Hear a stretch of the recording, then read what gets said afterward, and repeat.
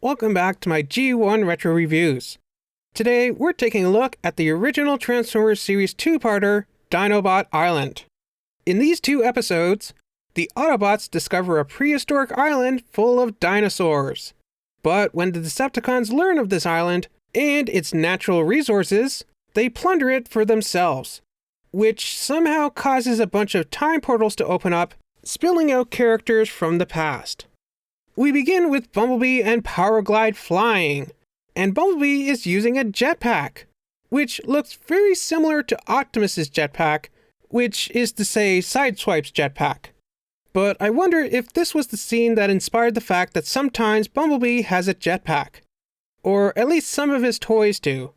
The G2 repaint of his Masterpiece figure comes with this very same jetpack, and Classics Bumblebee has his little Sea-Doo trailer thingy that transforms into a jetpack. There was also a very shiny Japanese exclusive version of animated Bumblebee that came with his Hydro Dive jetpack. And there's the Flame Toys Bumblebee that comes with his helicopter jetpack, which is apparently inspired by his Action Master toy. Oh, okay, now that makes sense. That's actually kind of clever. Get it? Because this is a model kit that doesn't transform, and the Action Masters don't transform. So that kind of makes this like a modern Action Master Bumblebee. Aww, now I kind of want him. Anyways, back to the episode, where we see Optimus Prime talking to Bumblebee over the radio. Although, why he's using his little pop-up wrist communicator instead of Teletran, which they're probably standing right in front of, who knows? Also, we can spot Trax and Grapple standing right behind him. I think this might be the first appearance of these two characters. Although, I guess it kind of depends on what episode order you're going by, because a lot of the G1 episodes are often in different orders depending on whether you go by their original air dates, or the order that they're in on one DVD set, or another, or whatever. But I'm counting these as their first appearances because I don't remember seeing them in any of my previous retro reviews. Except you maybe could count Grapple in the first episode of Season 1, but there he was referred to as Hauler, so it's not clear if this was supposed to be Grapple or Hauler. But anyways, I'm counting this as both of their first appearances. Okay, we've got to get moving on this episode review. I'm not even 1 minute into this first episode and I've already gone off on two tangents. So, Bee and Powerglide investigate the weird energy waves when they are attacked by a pterodactyl? Pterodon? Sorry, I should probably know my dinosaurs better. Oh wait, are they actually dinosaurs? Or are they one of those prehistoric animals that aren't technically dinosaurs, but are often lumped in with them? Anyways, Powerglide uses his mental powers to repair Bumblebee's jetpack while he goes exploring. Seriously, doesn't it look like Powerglide is using telekinesis or magneto powers to fix Bumblebee's jetpack? But Bumblebee gets into trouble once again, and he and Powerglide vamoose. Aw, poor Bumblebee. He looks so cute grabbing onto Powerglide's arm. By the way, I know we only just started, but I must say that the animation so far has been great. All the Autobots here look really good, although there still is the occasional little bit of G1 jank to it. I believe this episode is also the first appearance of Blaster, who plays some music for the Dinobots to dance to. Or, I mean, to show off their improved finesse. But it seems that they still need some more practice. Wait, is this the first appearance of Red Alert too? Man, either there's a lot of first appearances in this episode, or my memory is on the fritz. But it is cute that this is the first time that we see Inferno and Red Alert working together. Aww. So, after Grimlock regains control of the Dinobots, Optimus decides that it would be a good idea for them to practice on Dinobot Island, where they won't be wrecking their base. The Dinobots arrive on Dinobot Island, but Laserbeak is spying on them. And this pterodactyl? I'm just gonna guess that it's a pterodactyl. So this pterodactyl seems very curious about Laserbeak, but Laserbeak tells it no by shooting its eye lasers at it. Aw, it's kind of cute. But I guess Bumblebee didn't warn Spike about Dinobot Island, because he ends up getting attacked by another winged lizard creature. Fortunately, he is saved by Swoop. But then he is immediately attacked by an aquatic dinosaur, requiring him to be rescued once again by the Dinobots. After that, Spike finally takes the hint and decides that he's had enough. But Laserbeak also returns home, where he informs the Decepticons about Dinobot Island's natural resources, which they immediately go to plunder. And once again, I think we have another first appearance, because I believe this is the first time that we're seeing Blitzwing in the show. Back on the mainland though, strange things are happening, as a time portal opens up where Bumblebee and Spike are. It's some kind of barbarian on a woolly mammoth, but that hasn't existed for 50,000 years. They must have come through a time warp. Back on Dinobot Island, the Dinobots confront the Decepticons, but Megatron uses a herd of dinosaurs to force them off a cliff and into a tar pit, thus ending the first part of Dinobot Island. The Transformers will return after these messages.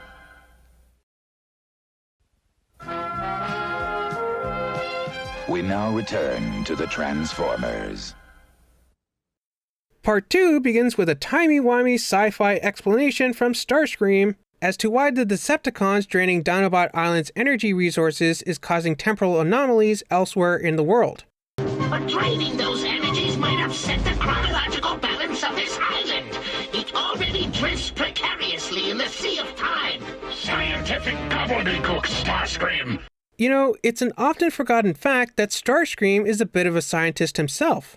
You know, I'm something of a scientist myself. I do wish that more Transformers fiction played up this aspect of his character more often, instead of him just always being typecast as the traitor. I think it would be much more interesting if we saw more of scientist Starscream. Who knows? Maybe in a future series, that could play into his betraying Megatron. We do occasionally see Starscream warning Megatron that his plans are too dangerous in this series. Not that Starscream's own plans are much safer, like the time that he decided to blow up the Earth. But what if this was their reason for struggle in a future series? Starscream and Megatron having different scientific opinions or approaches. Megatron often being too haphazard and reckless, and Starscream being too calculating and cautious. But back to this episode, where we see the Decepticons continue to harvest the energy from Dinobot Island. And once again, we see some more new faces. This time it's Thrust and Ramjet, two of the Coneheads. Man, they really are just trying to put as many new toys into this two-parter as possible, aren't they? Meanwhile, back at the Autobot headquarters, Teletran 1 has detected some strange energy signatures. Teletran 1's picking up a strange energy disturbance.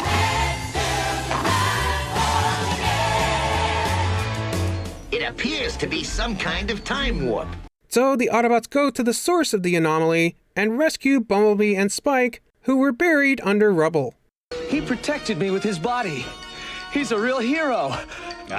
Anybody that done the same.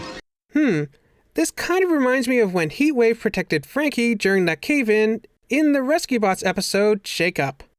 So the Autobots proceed to wrestle with the prehistoric time travelers, which includes stuffing the woolly mammoths into Optimus Prime's trailer. All right, beasties, in you go. Beastie. I think you have the wrong series, Ironhide.